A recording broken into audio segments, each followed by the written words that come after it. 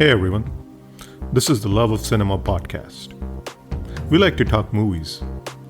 If you like to talk movies too, you come to the right place.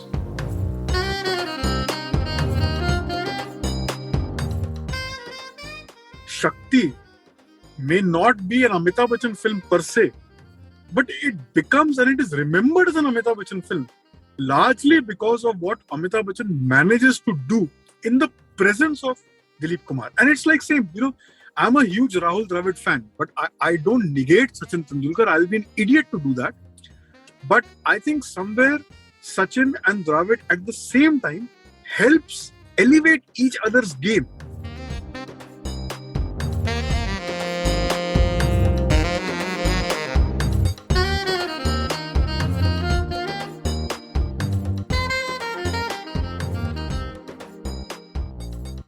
Ever since Dilip Kumar passed on, a couple of months ago, had been wanting to do an episode on the Dilip Kumar film. And there are so many great films which he has graced over the span of his career, it was difficult to choose one single film. There is Naya Daur, there is Ganga Jamuna, there is Leader, there is Yehudi, of course there is Ram aur Sham, and we could go on and on. But as you guys know, I have always tried to cover films on this podcast that I feel close to. Films which, irrespective of their box office record or critical stature, I have enjoyed and loved. So when it came to Dilip Kumar, I was toying with three titles: Ramesh Talwar's Dunya, Yash Chopra's Mashal, and Ramesh Sippy's Shakti. Eventually settling on Shakti, a film that features many of my favorites, both in front of the camera as well as behind it. This is Himanshu, and you're listening to the Love of Cinema podcast. Before moving on, a quick request to all listeners of the podcast. If you enjoy organic conversations centered on Indian cinema, Love of Cinema podcast was created for people just like you. So do consider subscribing. Independent podcasts like this one don't have a platform ecosystem for amplification and distribution. Independent podcasts rely on amplification through its listeners. So if you like the episode, please do spread the word on social media. Also, do take a minute to review and rate the podcast. That would be much appreciated. Coming back to today's episode, Shakti is a film that's stacked with talent. A film written by, directed by, scored by, and starring some of the giants of Hindi cinema. A film which Salim Khan once mentioned as his personal favorite among the films he co-wrote with Javed Akhtar. A film which Ramesh Sippy, the director of the most widely loved and admired Hindi film of all time, is most proud of. To help us unpack the greatness of Shakti, we're joined today by eminent film historian and writer Gautam Chintamani. Gautam had joined us some time back for the Tridev episode, and I'm delighted to have him back on the pod. Always a pleasure talking Hindi cinema with Gautam, and if you have never watched his videos or heard him before, you're about to find out why. We chatted about how Shakti is part inspired by Salim-Javed's troubled relationships with their respective fathers, how Shakti can be seen as an amalgamation of Salim-Javed's films, the craft of Shakti, in particular the blocking of scenes, why the women of Shakti are equally integral to the film, and by some measures, stronger characters than the men, how Shakti is a grand tragedy with an actor famously remembered as the tragedy king at its very center, and how Dilip Kumar was able to elevate the performances of others without doing much. We also touched upon how Bachchan is neither overshadowed nor overshadowing in the film.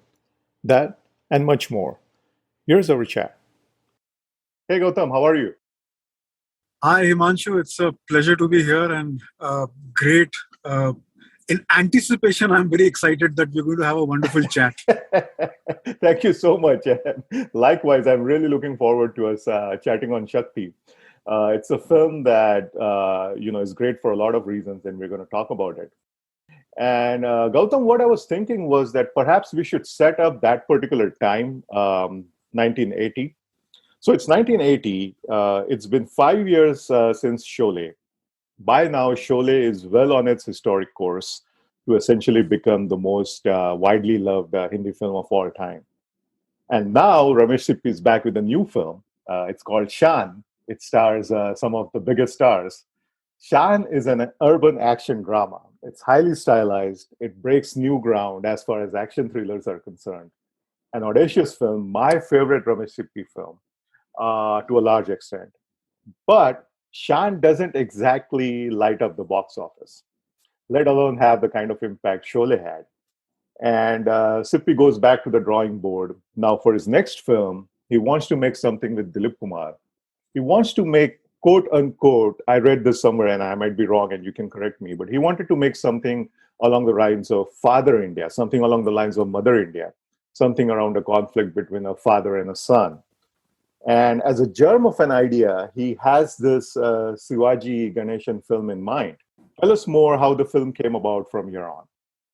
Himanshu, I think it's a very interesting point in Mr. Sippy's filmography.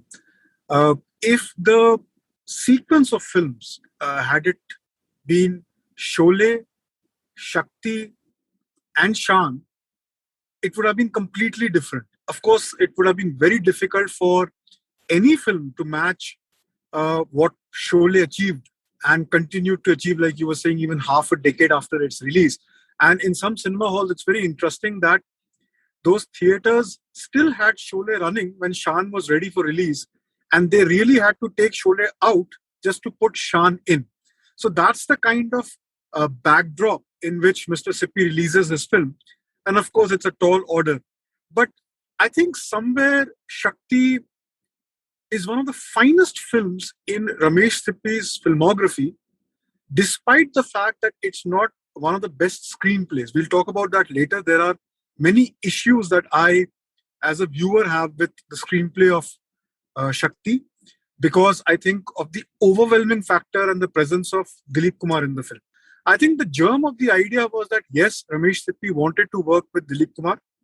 He also figured out that Dilip Kumar had reached a stage in his life where he could play this strong character role, as the industry would say, not essentially a leading man in the classical term of the word, but be somebody who's the fulcrum of the film without being burdened from a commercial aspect as a regular leading man or a hero would be. Be that as it may, they did see Gold Medal, which is a Sivaji Ganeshan film. And I remember chatting with Salim Khan of Salim-Javed. And Salim Saab said that they did tell Ramesh Sippy that, there's nothing that that would reflect in their version. So there was no need to buy the rights, but just to be on the safe side and just to have the liberty to push the Dilip Kumar character in the same light as the Sivaji Ganeshan character. Both gentlemen were great admirers of each other's work. They were very fond of each other's acting skills, and even as in their personal life, they were good friends, Sivaji Ganeshan and Dilip Kumar. So, having said that, the climax of the film is where the two films differ, and I think the casting, and especially the casting of Amitabh Bachchan as the son, really made a very big difference, because originally Mr. Bachchan was not supposed to be a part of this film. It's only later that fate played a role, and he came to be cast as the son. But yes, Gold Medal was where it all began for Ramesh Sippy, who was on the lookout for a script that could do justice to Dilip Kumar's presence in a Ramesh Sippy film. And let's talk more about that casting of Bachchan as well as Dilip Kumar. Like we said, Ramesh Sippy wanted to make a film with Dilip Kumar. That's how Shakti came about. Where were these two great actors around circa 1982? Would it be accurate to say that Bachchan was pretty much ruling the roost at that time as far as commercial cinema is concerned, commercial Hindi cinema? And Dilip Kumar has long been a legend now by that time. What was the kind of rapport they had with each other, Bachchan and Dilip Kumar, at that Bachchan time? and Dilip Kumar, I think, admired each other's work and the influence that they would have on not just their contemporaries, but also the actors that followed. By 1980s, Dilip Kumar had pretty much run the course as far as achievements went. In fact, in his autobiography, The Shadow and the Substance, Dilip Saab mentions that post Ram Aur Sham, which was 1967, and Ram Aur Sham is the year's second biggest hit in 1967. Upkar is the first blockbuster of the year, the biggest blockbuster. Somewhere Dilip Kumar felt that he had run his course and he wanted to give up acting as a career. And in the book, it is mentioned that it was Saira Banu who put her foot down and said that, no, you start looking at newer avenues.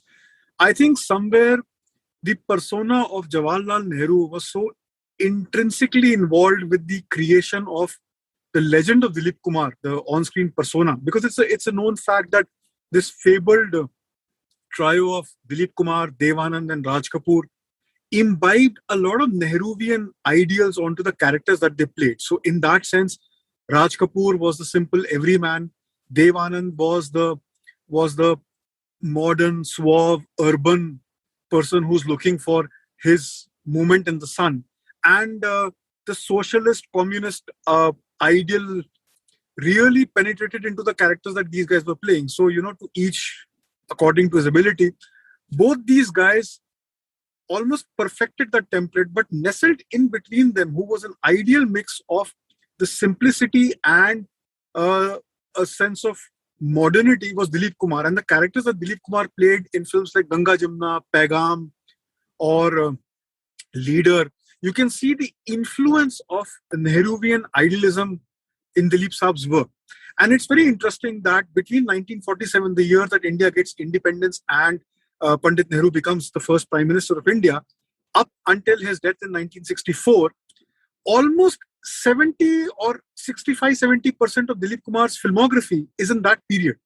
So it is only natural that once people started questioning the Nehruvian ideas, Dilip Kumar also started feeling at sea when it came to playing the everyman. So if you see in the early 1960s, between 1961 when Ganga Jamna releases and 1964 when Leader releases, just a few months before Pandit Nehru's death, Dilip Kumar has no films in that period.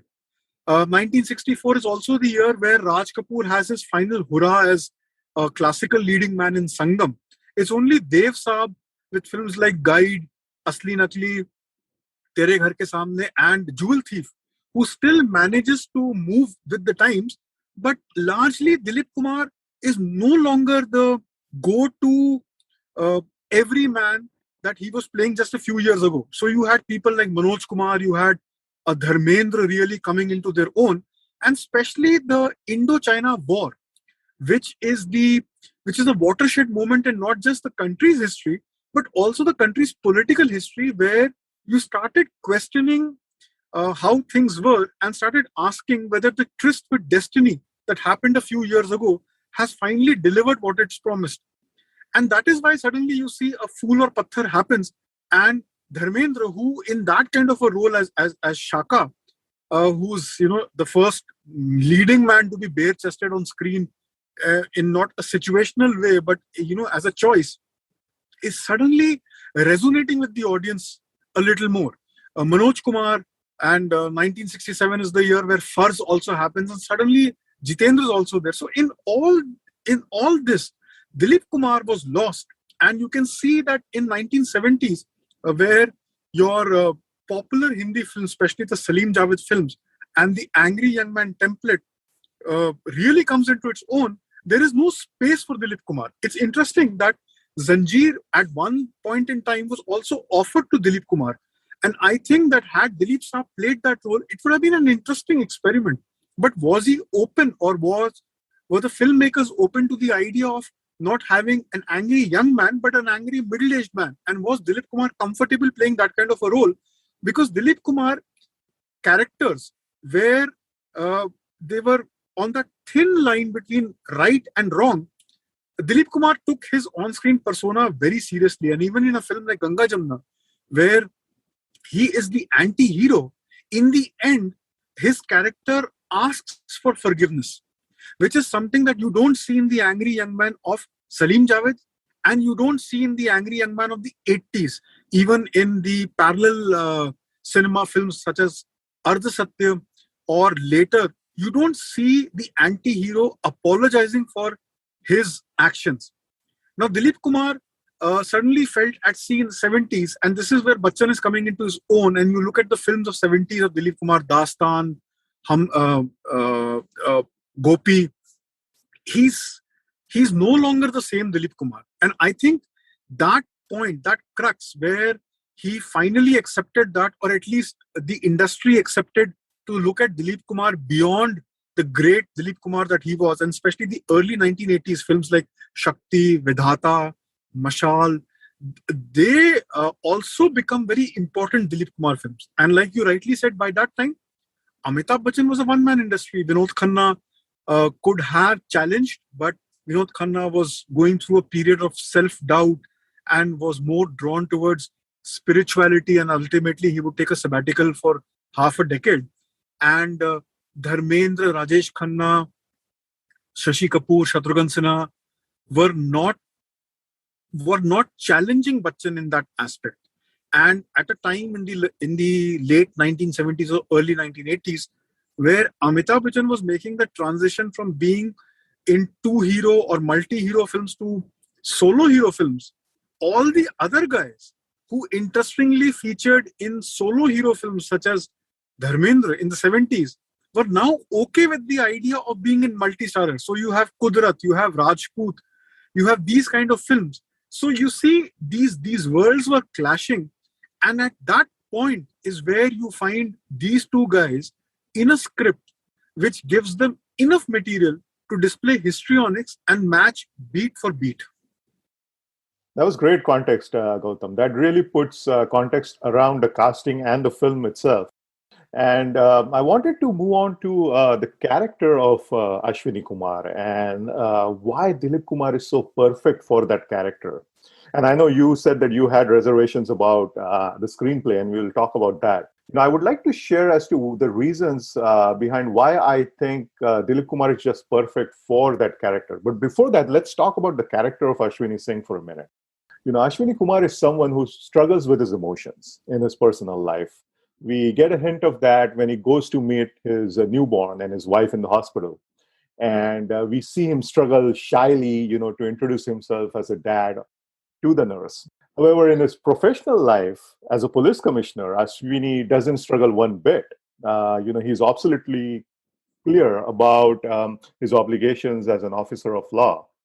In fact, at one point in the film, he admits to Sheetal, his wife, that he doesn't have much besides his devotion to his police service.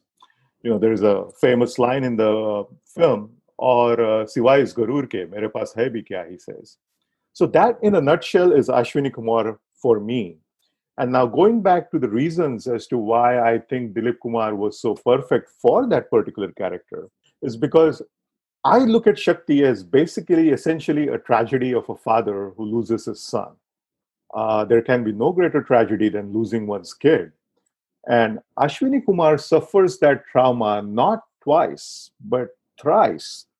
And what do I mean by that, right? So let me explain. So the first time Ashwini has to deal with that trauma is when the young Vijay is kidnapped. And Ashwini, not knowing if the kid is ever going to be returned, suffers through that trauma for the very first time. Later on, when an adult Vijay leaves the home and becomes essentially an estranged son, Ashwini faces that same trauma again. And finally, one more time, in the end, Ashwini literally loses his son to a bullet fired from his own gun. What could be more tragic, right? And Dilip Kumar, of course, we know was famous as a tragedy king, having essayed, many tragic roles. Here too, I think we have him playing a character that's, drenched in tragedy. And that's why I think that it's such perfect casting, because it's one of the most tragic roles. I think you've really summed up the essence of Shakti. I think it's very interesting that the character of Ashwini Kumar is reminiscent, I would think, of Salim Khan and Javed Akhtar's own relationship with their fathers. Salim Saab's father was in the police, and I think a lot of when these two guys used to write, I remember Salim Saab telling me that, and a lot of people agree to this, that it was Salim Khan who would think of the screenplay, who would think of the setups, who would think to give a new twist. See, what is interesting about Salim-Javed's films is that it's not what they say, because if you look at all their films, the 13, 14 films that they worked together, every film, and I use this word very, very carefully, is a copy in some way. But what they say is not as important as how they say it. And I think that is where the essence of storytelling, as far as films go, as far as cinema goes, matters. And in that context, Salim's own relationship with his father, because Salim Khan hails from Indore. He's a very good-looking young man, and he came from a princely family, so to speak. And I think it was at some event in Indore that somebody looked at Salim Saab and said that, you're very good-looking. Why don't you try your hand and your luck in films? And he decides to go. And in Bombay of that era, when he was struggling and trying to land up roles, things don't work out for him. But before going, what had happened was that Salim Saab's father was not interested in a career in films for his son. But it was Salim Saab's elder brother who apparently, or so I've heard, said that, जाने दीजिए, क्या होगा, इसका कुछ नहीं होगा, थोड़े दिन में धक्के खा के वापस आ जाए. And Salim Saab is a very self-respecting man. He has a great sense of what is, उनका हक क्या है, उनको काफी अच्छा आइडिया है. So he knew that he can never go back, and he decided to make a life for himself. At the same time, Javed Akhtar's relationship with Janisar Akhtar is well documented. He and his father had a lot of issues, and I mean, so much so that Javed Saab never tried telling people that he also wrote poetry till the time Janisar Akhtar Sahab was around. Speaks volumes about that. Also, this Shakti is the final angry young man film. And it's very interesting that if you see the angry young man quartet, starting with Zanjeer, then Diwar, Trishul, and finally Shakti, with a little bit of Kala Patthar in between. But that's also a side note. The father's character is very interesting. In Zanjeer, the father fails to protect the family, which is something there in Yardo Ki Barat as well. The father is a failure. Later in Diwar, the father runs away from responsibility. So in Zanjeer, you never get to know the father. In Diwar, when you see the father, you see him as a broken man, and hence Vijay's anger towards the father.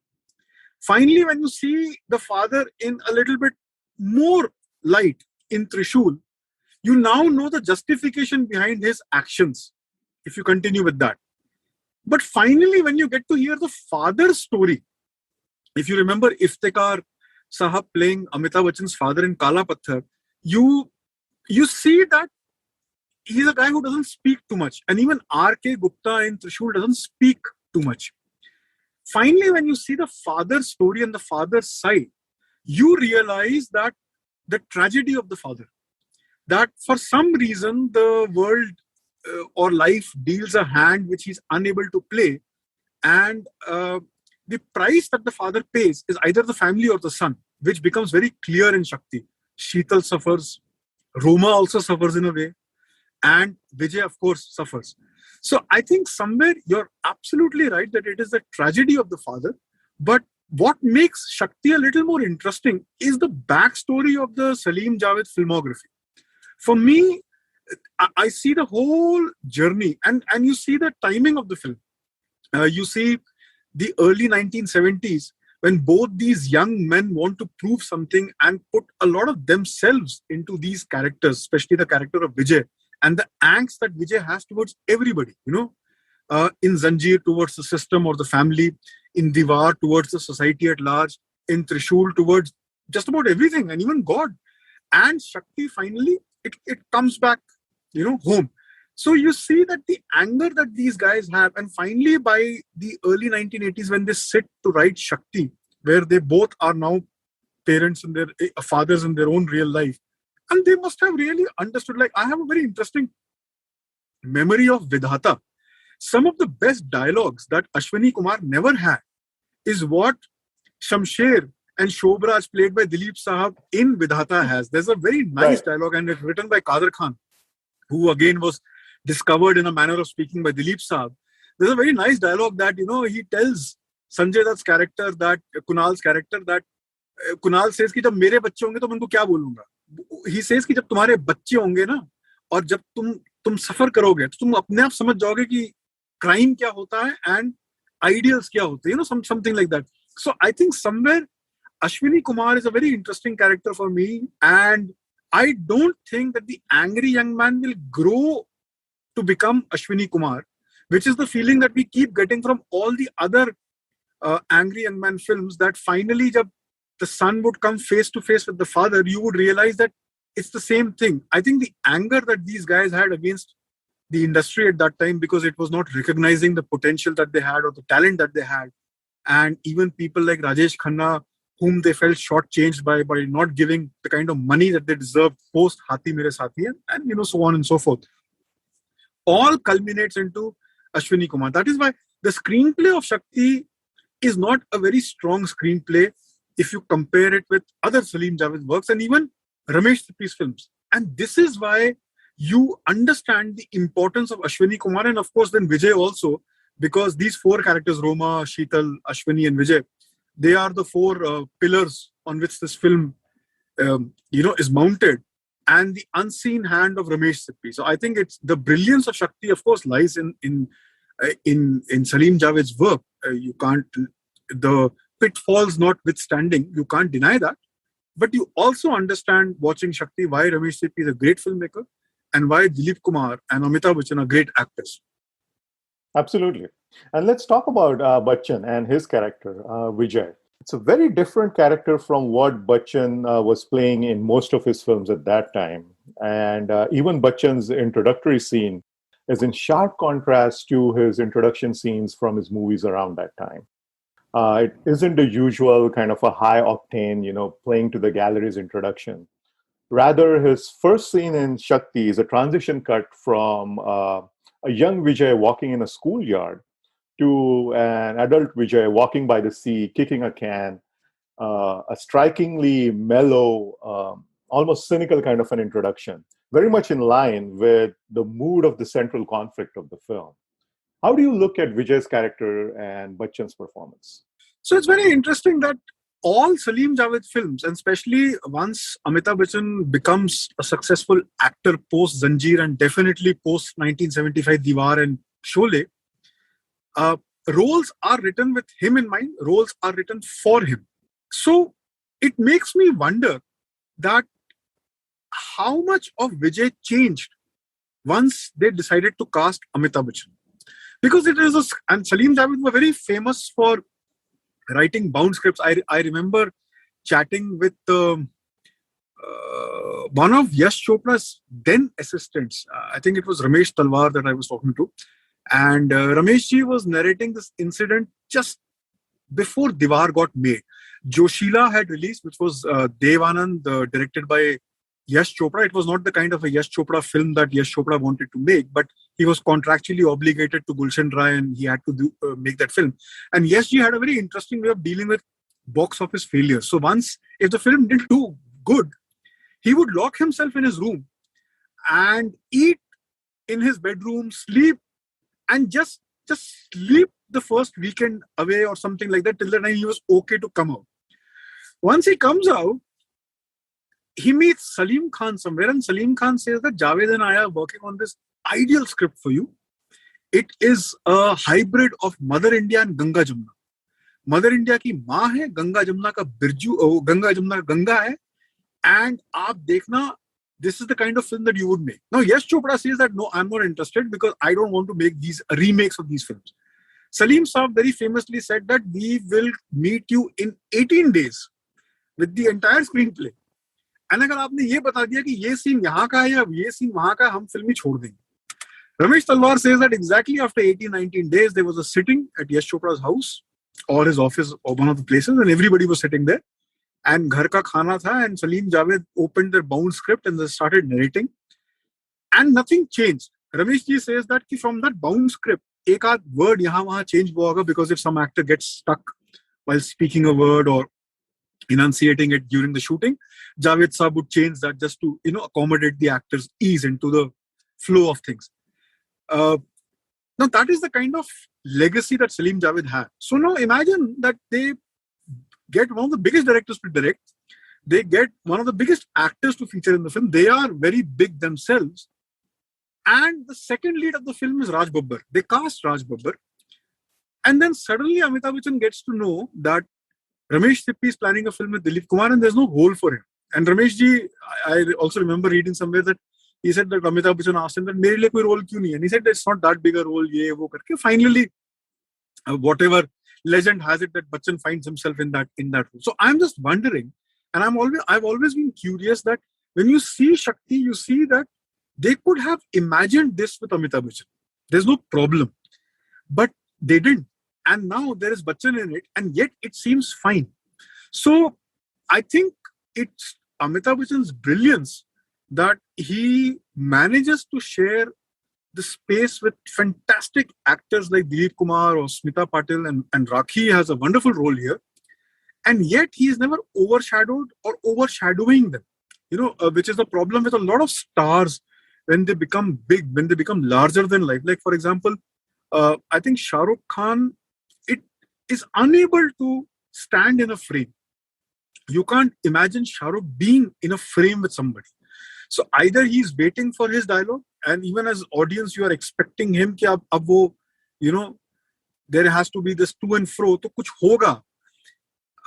Amir also, you can see that he gives the co-star space, but you know that the spotlight is too much. Akshay Kumar, Ajay Devgan, all these big stars today, Kangana Ranaut, it's very difficult for Kangana to be in a frame where the spotlight is not on her. Even Priyanka Chopra for that matter, And I think that is what separates stars from actors. Having said that, I think Vijay is the audience somewhere, because if you see these films in a meta sense, you start looking at these scenes, especially the dialogue bazi between Dilip Kumar and Amitabh Bachchan, and you start imagining them to be two big stars from two different generations talking about cinema. I'll give an example here which may not fit, but it'll give you a sense. Like, imagine the dining table scene in Kabhi Alvida Na Kehna. So there is Amitabh Bachchan, there is Shah Rukh Khan, Abhishek Bachchan, Rani Mukherjee, Preeti Zinta, and Kiran Kher. You hear their dialogues and you realize that they could very well be speaking about their own personal presence in the film industry. And especially the banter between Amitabh Bachchan and Shah Rukh Khan. Like in the end where Shah Rukh Khan is told by Amitabh Bachchan ki beta has lo, maroge nahi, aur agar mar gaye to haste haste maroge. That's like saying don't take your stardom too seriously. Or Kiran Kher saying that nobody looks at us. So, that's the kind of mood that these two guys generate. And I think somewhere, once again, I keep coming back to that unlike other Salim-Javed films, this film does not have any great one-liners, Yet, you're riveted to all these four guys, and especially Dilip Kumar and Amitabh Bachchan. Speaking about the other characters in the film, the women of the film, Sheetal and Roma, I like those two characters too, and they're brilliantly played by Smita Patil and Rakhi. Both, you get a feeling, are shown as more mature counterparts of their partners. Both women are able to do what their partners fail to do, which is they're able to see and reconcile the other side. Roma is able to see where Ashwini is coming from, and Sheetal is able to relate to Vijay's discontent. As his mother, she does not approve of his ways, but she's able to see what's been eating him from the inside almost all his life. Excuse me. Yeah, I think that somewhere the women in Salim-Javed films don't have a victim issue. And I think that is common amongst a lot of women in their films, especially if you see Zanjeer, if you see Mala, or if you see Zeenat Aman in Yadon Ki Baaraat, you see Hema Malini in Trishul, Wahida Rahman in Trishul, even Poonam Dhillon in Trishul. They have every reason, especially if you look at the industry or if you look at women in general in the society of that time, they have every right to feel shortchanged, especially in films. Yet Salim-Javed, what they did with the women character were that the reason why a lot of women look modern in their films is simply because they refuse to be victims. Unlike Vijay across Salim-Javed films has the biggest victim complex. And I think somewhere that is why Shakti becomes a very interesting final note to Salim-Javed's partnership also, is that when you finally get to see what was the brouhaha all about? I mean, right from Zanjeer and Yadon Ki Barat and Hathi Mere Saathi and Diwar and Trishul, we keep hearing that father did this, father didn't do that. And, it's like the Spielberg missing father complex that you see. Finally, when you see Ashwini Kumar, you don't really have any sympathies for Vijay in that film. I mean, I remember watching Shakti in the cinema hall when it released, and I have a very, very vivid memory of the film. My father was in the army. We were posted in Jamshedpur, which was then in Bihar. And I remember going to a cinema hall to see Shakti first week, and I must have been, 4, 5 at that time or thereabouts. The kidnapping scene scared me so much that I remember I was bawling in the cinema hall. And my father had to take me out because my brother was a baby at that time, and he was sleeping and my mother was watching the film. And my father had to bring me out of the cinema hall because I was so afraid that when Vijay gets kidnapped, I was thinking that this is going to happen to me. So, somewhere I keep looking, I keep thinking, and I could easily make the connection because Ashwini Kumar is in police, my father is in the army, tomorrow there's a war and my father leaves me. All these things were going in my mind. But finally, when you see Ashwini Kumar and when you see his predicament, you realize that, Vijay really has some complex. And I don't mean it to brush away. I mean, of course. And it's an interesting way. The perspective then changes. Right now, you've never been looking at Vijay from the outside. All these films have internalized the audience so much to Vijay that you start identifying with Vijay. That is why you don't mind questioning God in Diva. That is why you don't mind doing something wrong or breaking the law in Trishul, because you think that this guy deserves a chance. But finally, when you understand Ashwini Kumar, you start looking at things in a different light. And I think you're right in that aspect that it's Roma and Sheetal who really bring some semblance of reality into this male ego clashing. And I think somewhere it is also very interesting that I never thought of it up until a few days ago when I was revisiting Shakti for our chat, that if you look at Salim and Javed, and if you have chatted enough with either one of them or people who knew them at that time, or you have some sort of an insight into their partnership, you realize that this banter between Vijay and Ashwini could actually very well be Salim Saab and Javed Saab chatting with each other. That's a great point. Like you do get that feeling. Like yes. And the more I think about it now, 40 years after the film, is when I'm actually thinking, yes, it could very well be these two guys in a very big, excuse my saying, so I don't know if we can use this word, on a podcast, but it's like a big pissing contest. It's like a big pissing contest between these two guys. And then you really have, maybe the women in their life or the children or anybody else looking at them and representing Sheetal and Roma and saying, hey man, what the hell, At the end of the day, फिर जब इतना climax होने के बाद, इतना रोना धोना होने के बाद, अल्टीमेटली बात क्या होती है कि अगर आपने एक बार बोल दिया होता यू लव मी, या तुमने एक बार बोल दिया होता कि यू लव मी, तो we would have been okay. So it's bittersweet, but then I think that's a lot about life also. We make too much of nothing. And we, like John Lennon said, life is what happens when you're busy making other plans. I think that's exactly what happened with these characters. And also, I think it was mirroring the time in the life of these two great writers. Gautam, let's dive a little deeper in some of the key scenes from the film. And I would love to hear some of your favorite moments from the films or some of the favorite lines. So, before we do that, or while we're doing that, I wanted to ask you that, have you seen how Shakti is an amalgamation of most Salim-Javed films? It starts just like Sholay with a train. It ends exactly like Sholay. Okay. The scene where Ashwini goes to get Goa Kapoor's character, वो वर्सोवा से पकड़ने के लिए जयंत क्या नाम है उसका वो जाते हैं. He locks the door just like Vijay locks the door while fighting Peter in Diwar. And a lot of these things keep happening in the same way.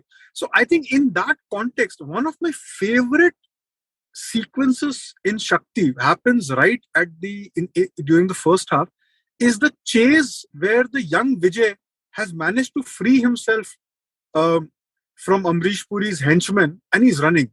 look at the blocking of those shots. If you remember All the President's Men and Gordon Willis's work on that, Willis used a lot of, he used the diopter, which gave the frame sharp focus, and it really gave the foreground and the background relationship excellently. Like if you have scenes where Robert Redford is towards the face of the camera and Hoffman is behind, you could see both of them in focus. It was not deep focus per se, but it was because the use of diopter. I think somewhere Shakti, by the time Shakti happens, Ramesh Sippy's camera moves a lot. There is a lot of movement in the camera for no real reason. And that is why I like the first chase sequence, because the blocking is very interesting. It always shows the young Vijay and the henchman, the danger, in a split screen of sorts. But you see that the kid has a world to run to, which is something that the narrative is not giving an idea. The narrative is giving an idea that it's all closing now. So I really like those sequences. Whereas if you see most of the dialogue bazi between Sheetal and Ashwini or Vijay and Ashwini, there is a lot of unnecessary camera movement. And unlike Dwarka Divecha's work or S.M. Anwar's own operative work in Sholay, there are a lot of places where the focus is a little soft. So I don't know whether it's the transfer of the film or it is something which is inherently in the print. But the best scenes in the film are the classically blocked scenes. So the scene where the first confrontation between Amitabh Bachchan and Dilip Kumar's character happens in the police station. And if you see that sequence, there is hardly any movement in the camera. I like that sequence a lot. I also like the meeting of the father and son just before the climax, which puts the film into the third act. I think that's brilliantly written. That's brilliantly choreographed. And once again, there's hardly any movement of the camera. There is movement of the characters. So the focus is very tight. And, it gives a very claustrophobic feeling, which perhaps Vijay is going through, which the setting is not conveying to you. It's an open setting, and yet you feel as if the world is really, really coming down on you. It's mirroring Vijay's suffocation, so to speak. Yeah. Also, what I find very interesting, I think, I don't know whether I'm retrofitting this now in hindsight, or this is something which Sippy Saab planned. I do intend to ask him one of these days. I've been very lucky to have a few conversations with Ramesh Sippy over the years, and it's always fun. It offers a great insight, and the man is not a legend for no reason. But what is interesting is that the choice of the color of Vijay's jackets or shirts. So the first time when you see Vijay in the initial portions, he's usually dressed in whites or browns. But as the film progresses, there's a lot of black that he's wearing. And what is interesting is that the first time Sheetal, after Vijay joins Narang, she goes to meet him and he says na ki wo police mein hoke aapko bhej rahe hain पैरवी करने के लिए, and the mother really loses it. Look at the dressing robe, that the night robe that Vijay is wearing. It's black and white. Okay. Then when he comes to meet his mother, he has a white jacket but a black shirt. So that exterior, he's still, he's not that dark. Whereas when the mother dies, Ashwini is in white and Vijay is in black. And the climax is reversed, where his shirt is white. So his heart is still pure, but the exterior now is a black jacket. So it's very interesting the way the costumes are used in the film, and especially in a film like Shakti, where mostly Ashwini Kumar is dressed in a uniform. There's hardly any scope. But these are some of the things which you keep noticing over a period of time. And like I said earlier, this is not a film where you have great one-liners. You can't have dialogues that you can use in normal conversation in everyday life. And that, I think, is also one of the reasons why people don't recall Shakti as instantly as they ought to have. because this is one of the things which is very unique to Hindi films. These dialogue bazis. I also think that the production design of the film becomes better as the film progresses. But initially, it's a very lazy screenplay. I mean, it's an ode to all the Ramesh Sippy or Salim-Javed films, like the time where Ashwini goes into that Warsaw ka gaon to catch Goga Kapoor. It's just like the first introduction of the village before the first Daku attack in Sholay, where you see people going about their work and doing things and looking at him. Similarly, like I said, the beginning of the film is like Sholay, the ending is like Sholay. So a lot of these things keep on repeating, and I don't know whether it adds into that ode and the doff of the hat, or it is laziness. Like, for example, Amrish Puri's henchman is Chandu, and midway that guy is standing left of Amrish Puri, and Amrish Puri says Chandu, and somebody else on the right of Amrish Puri responds to Chandu. So it's like two different guys, they have the same name. So, you don't know whether these were mistakes that they overlooked or they didn't catch, or the fact that you had Dilip Kumar in your film was so overwhelming. I can imagine that being an overwhelming thing, especially that time. Oh, yes. That's an interesting point about Chandu that you made. I realized that too. The scene, Gautam, that I like a lot and is, again, a very popular scene, is the scene of Sheetal's funeral. A teary-eyed Bachchan tightly, clamps onto Dilip Kumar's hand.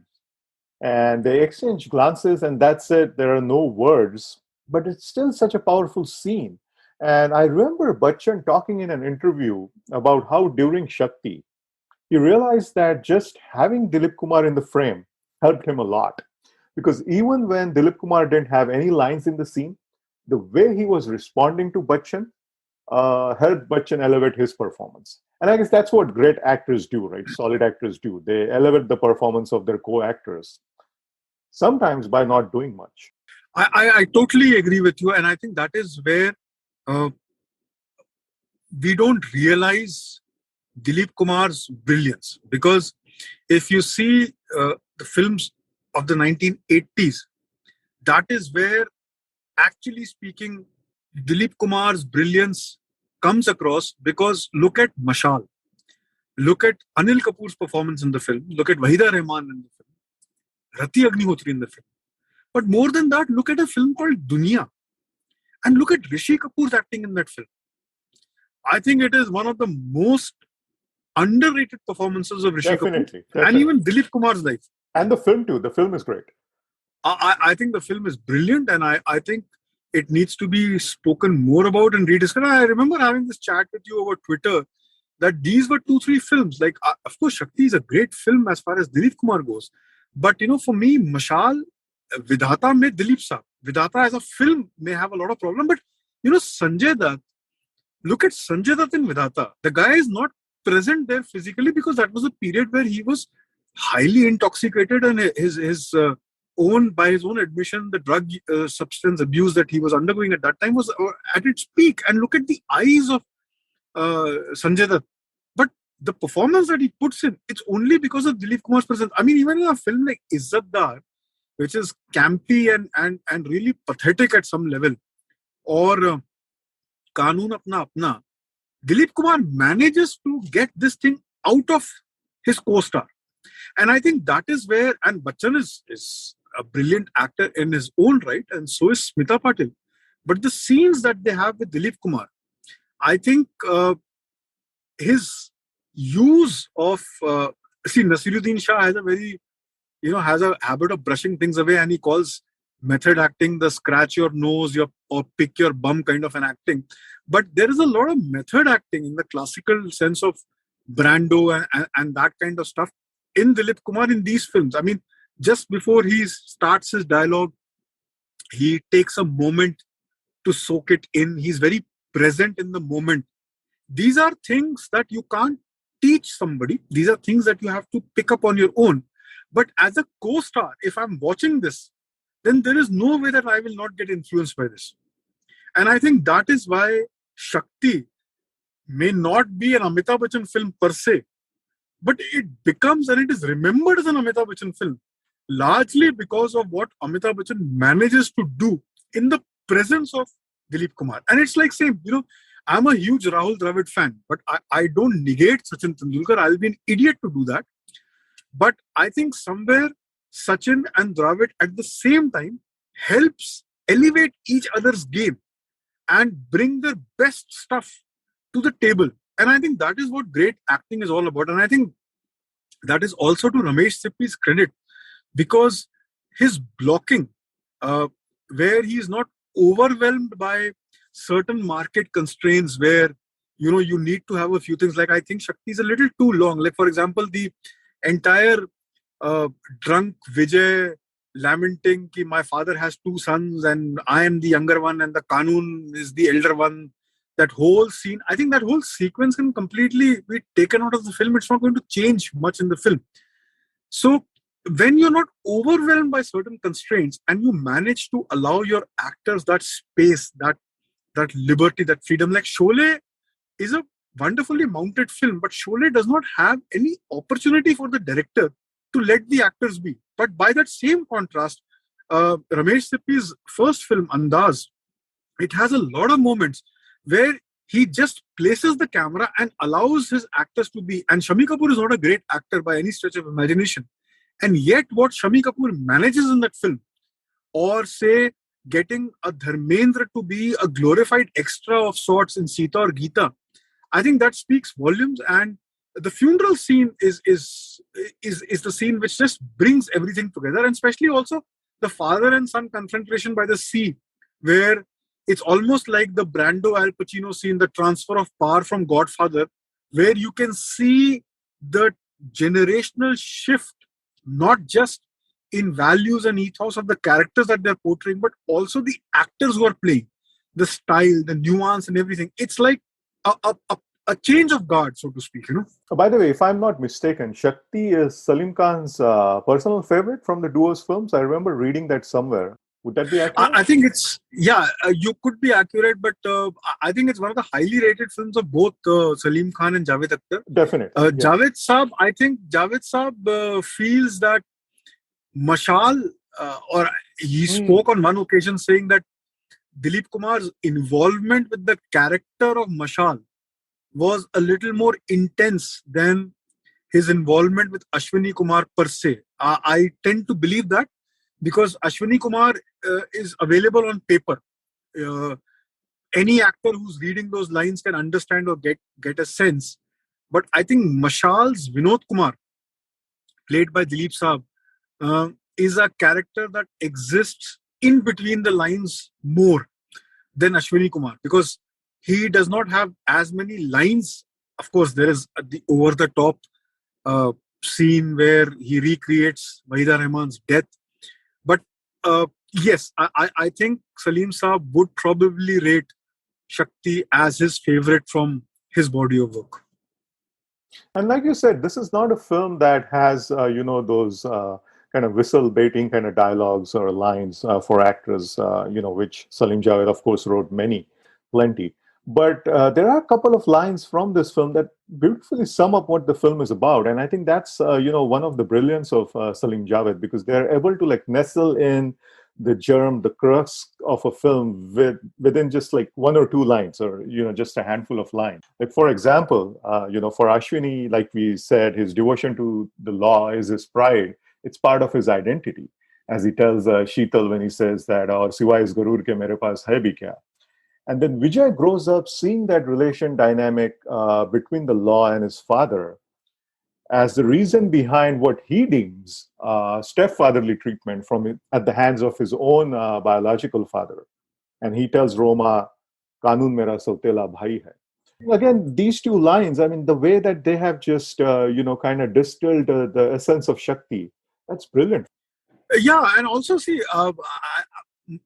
I think the scene where Narang bails Vijay out and Vijay is leaving, and Ashwini says ki ise nasihat samajhna. There is a very nice line that Vijay says. He says, "Main aapki ye baat bhi yaad rakhunga." So it's like, that one line sums up how he's keeping score. And I think that this lines saying something but conveying something totally different is a finesse that Javed Akhtar has. And I think these few lines really sum it up very well. Also, I feel that there is a lot of exposition in Shakti. Unlike other Salim-Javed films, the lines don't explain the setting. And I think Shakti is so much of an internal drama that somehow writers needed those kind of lines to explain to the audience what is happening. It's not like a straight-on Yado Ki Barat or even a Sita or Gita or Trishul, where you pretty much see what's happening. Here, it's all it's all experience. So for me, that line ki main aapki ye baat bhi yaad rakhunga brings to mind everything that Vijay is, and I think that's a bigger challenge. Excuse me. So that's why I keep going back to the thing that for me, Salim-Javed are not great writers because of what they say or write. It's how they say or write. Like, for example, and I have spoken about this with a lot of people, and I remember having a chat with a lot of writer friends and people who are into cinema and films. Like, you can't disassociate Amitabh Bachchan from Salim-Javed. Great, yes, true. If you take out Salim-Javed films from Amitabh Bachchan's body of work, suddenly it's not that powerful. Okay, agreed. But when you think of Amitabh Bachchan and you think of great one-liners, ironically, very few Salim-Javed lines would make it to the top 5. For me, it's always Kader Khan. Definitely. And for example, like you should be able to use a dialogue in everyday life. ऐसा तो आदमी life में 2 time भागता है, Olympic का race हो, police का case हो, और विजय दीनानाथ चौहान मालूम, you can use that. But you can very rarely use, like, what great dialogue that Salim-Javed gave Amitabh Bachchan in their films that you can use unless the context is really available. Like, you can't say, "Aap mere najaiz baap hain," in the course of a conversation. Okay. You can't say, the only Salim-Javed dialogue of Amitabh Bachchan that I keep using is that ki, "Maine to aankh pehli band kar rakhi hai." That's the only line that comes to my mind when I think of that. So I think somewhere having great actors like Dilip Saab and Mr. Bachchan, who have excellent command over language, who have a great voice and a brilliant throw, and not being able to give them the Tali City kind of dialogues, and yet being able to give them dialogues which not only pack in hundreds of emotions, but sum up the entire life journey of a character is also somewhere, I think that is where Shakti excels the most. Gautam, let's touch on the musical score a little bit, the film score. And I love the way that Sippy has used the score by R D Burman. There is no music for the opening credits, just the sound of an approaching train. Again, very unconventional for movies of that time. The main theme with the lovely church organ motif and how well that has been used in different forms throughout the movie. And the brilliant music for the climax sequence, of course, at the airport, where we have Dilip Kumar chasing Bachchan on the tarmac. A piece that, I don't know what the official name of that musical piece is, but I just like to call it Tabla on the tarmac. Yeah. It's great music, and what's doubly great is that it has been employed so brilliantly by Sippy. 100%. And also, I think that somewhere what R D Burman did in the film was the use of the flute, especially in the climax and when Vijay is kidnapped. The way he has used the flute, it's not Sakuhachi or any traditional Far Eastern flute. It's the Indian flute, but it has a very Western sensibility to that. And I think by the early 1980s, the Moog synthesizer had dominated the conscious mind of composers, and especially R D Burman being the avant-garde, brilliant musician that he was always pushing the envelope. To use background score the way R D Burman did in a few films of that era, especially if you see Red Rose, the background score that he has for that, and Shakti.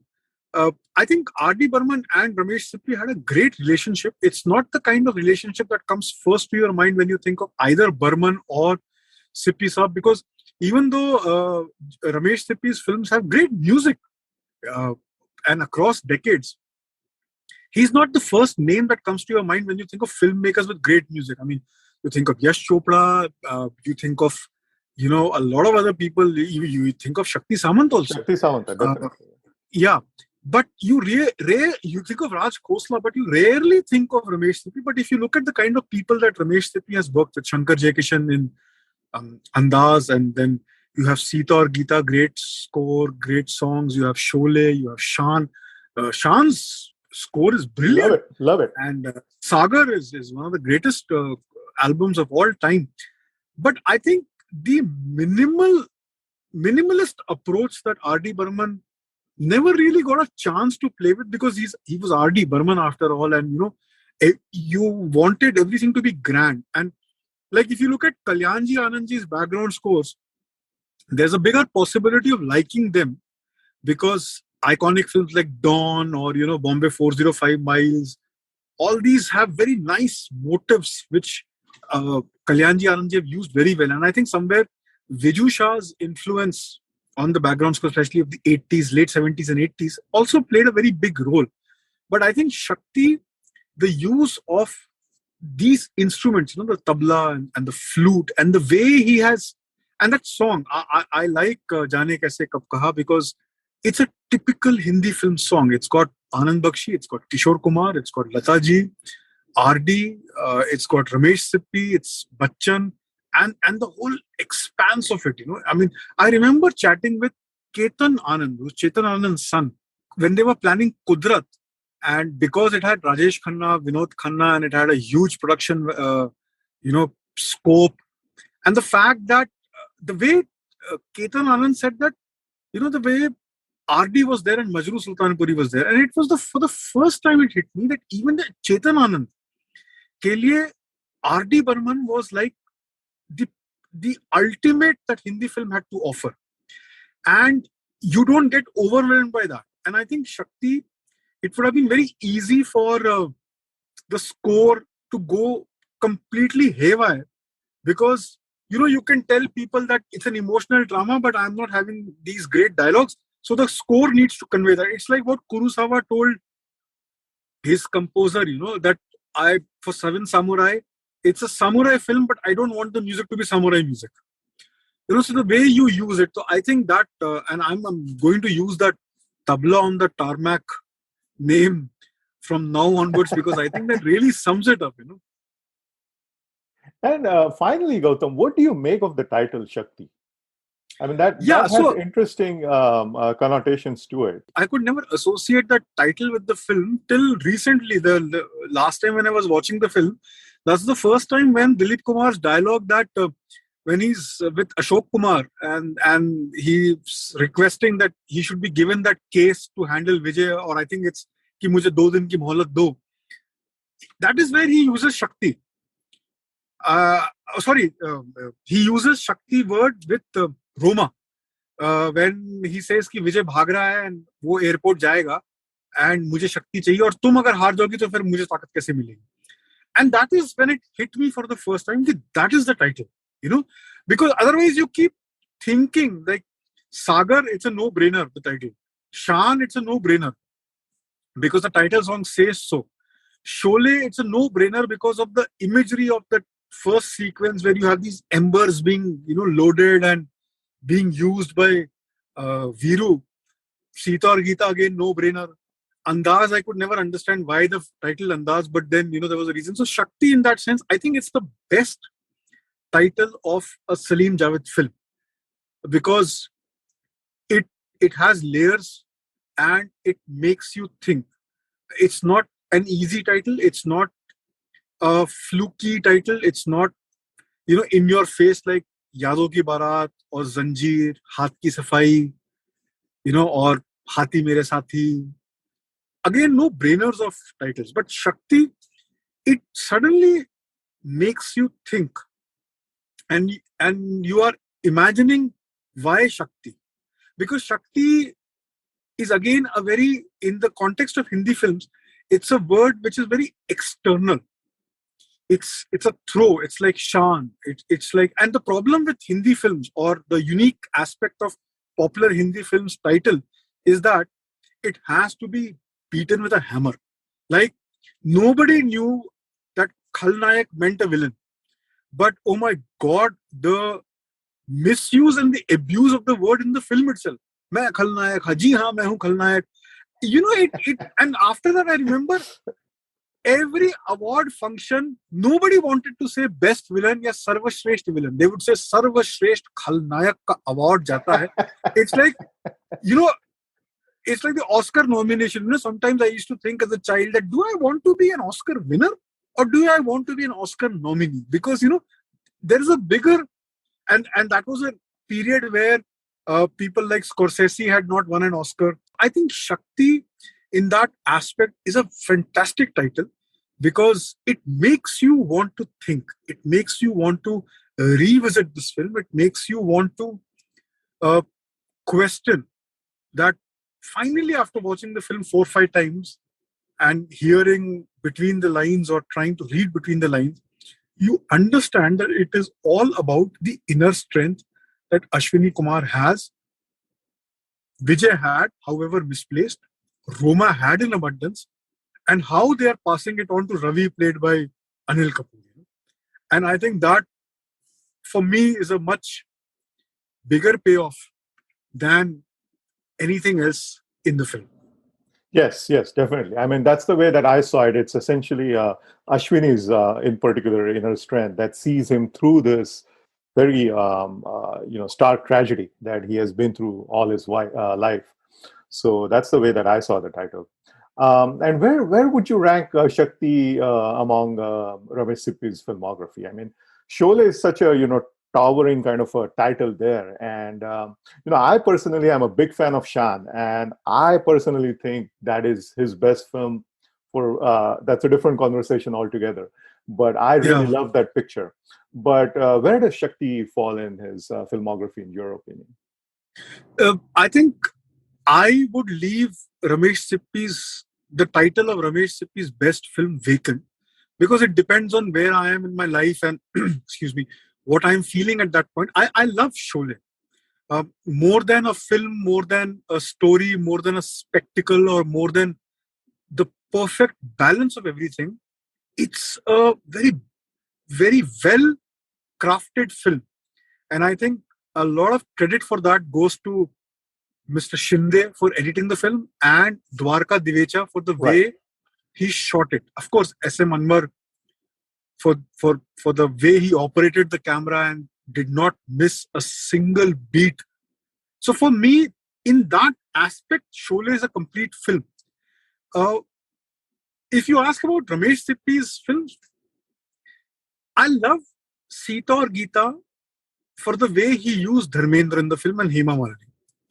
I'm a huge fan of Sagar because of the pain that it conveys.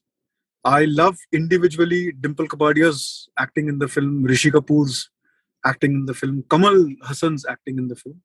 The music, the shot taking, the choreography, the blocking. The blocking of Shan outdoes all Ramesh Sippy films. I think the blocking of Shan is also better than Sholay. Sholay, I would agree. Certain lighting in Shan, it's very Michael Mann.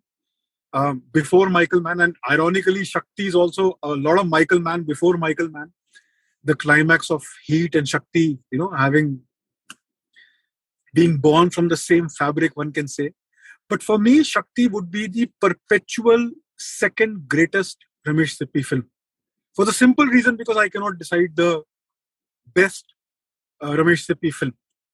So in that aspect, yes, it's a toss-up between Shakti and Sagar for the second best, and that will never change. The favorite or the best film may change depending on where I am or how I see or what conversation I have had, because it may remind me of something. But I also feel somewhere that I think Mr. Sippy is the proudest of Shakti for what I see. It achieves. He has not said this to me in so many words. He has not spoken about this.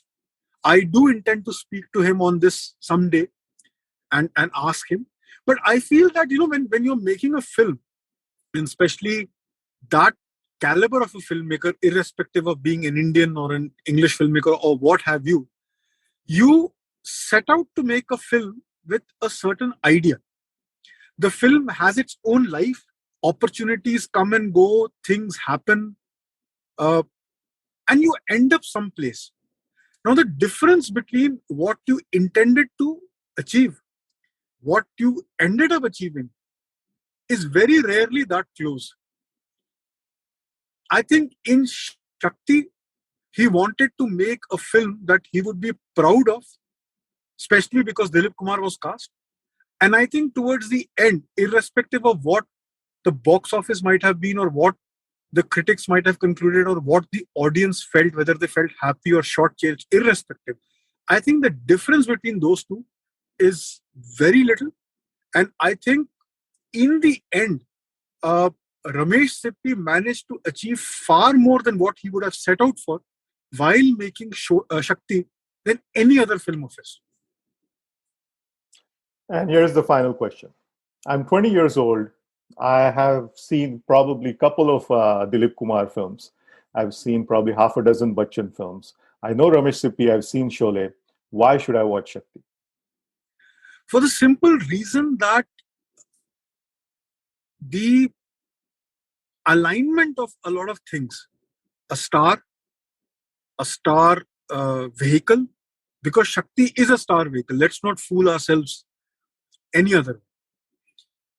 And the fact that, like I just said, a lot of times what a film promises to deliver and delivers are two totally different things. When it's so close, then you're in for a special treat. And I think what nobody expected Sholay to do what it did, because if you follow Sholay's trajectory, initially the film didn't do that well the first few weeks or the first weekend at least, and I think it was a film projectionist who had a conversation with Ramesh Sippy, and he said, give people some time to react because they haven't seen this kind of thing. Of course, there was Once Upon a Time in the West, or How the West Was Won, and there were the dollar trilogies that may have inspired, and Mera Gaon Mera Desh, that would have really inspired Salim-Javed to come up with whatever they came up with. But the audience did not expect this. Like the audience, Sergio Leone, when he went to Peter Fonda to play the villain in Once Upon a Time in the West, he said there's a little boy who has been killed. You see the gun barrel, you pan, and you see the greatest blue eyes, and it is Henry Fonda who's the villain. Imagine the shock. So I think somewhere knowing Dilip Kumar, Amitabh Bachchan, and knowing Sholay, and in the shadow of Sholay and Shan, the reason you should watch Shakti is because it delivers what it promises and then some. That's a great summation. I think that's a great summation. And this is for people, because there are a lot of young listeners to the of the podcast, and we are a different generation. So for them, they might not have even seen Shakti even once. So I want to take it to them as to why Shakti is a good film and why you should watch that. And it doesn't mean that you have to, but if you like Bachchan, and if you admire Dilip Kumar, and now that he's gone, and if you're looking for some films to watch, Shakti is definitely a good candidate. 100%. I would definitely rate Shakti as one of the most accessible Dilip Kumar films. A lot of young people, I remember, when Dilip Saab passed on, instantly recalled Saudagar. And Saudagar does a great disservice to Dilip Kumar, if you look at it. Because between 1982, 81, 82, when you have Vidhata and Shakti and Mashal and Dunya and all these films, and of course then there's a barrage of bad films like Dharma Adhikari and Kanun Apna Apna and Izzatdar. They are fun to watch. And then you have Saudagar. I think what Subhash Ghai achieved with Vidhata was that he could disassociate the stardom and the persona of Dilip Kumar and look at him as a character. And he ended up looking at Dilip Kumar larger than even what Dilip Kumar was with Saudagar. And that is why it is hardly surprising that after Saudagar, Dilip Saab never did a film. And the film that he did ultimately, which became his final film, Killa, is one of the worst films that you can ever see of Dilip Kumar. Yeah, that's a And I think somewhere the heartbreak for an audience, as a viewer, I remember watching Saudagar in the cinema hall in the first week when it came out. I remember watching Killa first day, first show. And it was such a big letdown that अगर मैं इतना दुखी हो सकता था देखने के बाद, तो I would have only imagined that Dilip sir must have said, कि अब हो गया, अब I don't want to act anymore, And true, he was around for almost 18, 19 years after that, and he never acted. You didn't even hear a good interview of his. And I think that is why Saudagar, great one-liners and all that notwithstanding, does a great disservice to Dilip Kumar. And I think somewhere these three films, Dunya, 4 films actually, Dunya, Mashal, Shakti and Vidhata, actually are fun to watch with Dilip Kumar. And then after watching these films, if you go back and see Ganga Jamna, a Didar, an Amar, Azad, oh my God, it really blows your mind. I mean, then suddenly you're like, this is the actor that when I see Dilip Kumar, I see Amitabh Bachchan in him, I see Shah Rukh Khan in him, I see just about everybody in him. Right. And I think that is the reason why you should go and watch Shakti. Right. Hey, Gautam, what's the most off-kilter or quirky performance of Dilip Kumar? I think Sagina. Sagina would be. Remind me, Sagina, what's the deal there? He's a labor leader kind of a person, and that song Sala Mein To Sahab Ban Gaya. Yes. I think even Leader is great fun to watch. Leader is a good film. Yeah, Leader has great music too.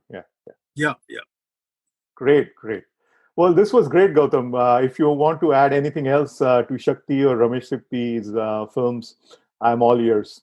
But this is all I had. I think we've really, really had a wonderful chat. And I think even though I watched Shakti a few days ago, I'm really kicked to watch it again. So that's same here. I watched it after many years and thoroughly enjoyed every bit of it. Thank you so much, Gautam. Thanks so much for coming back on the podcast. And it's always great to have you on because you put so much context and you have all these details, which I love to hear, and I'm sure that everybody else does too. So really appreciate it. Thank you so much. As always, thank you so much, Himanshu. I had a wonderful time. Guys, if you liked the episode, do spread the word about this episode and the podcast.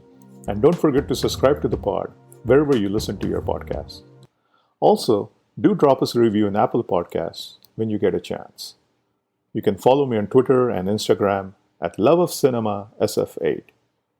That's the episode. This is Himanshu signing off. And like always, thank you for listening to the Love of Cinema podcast.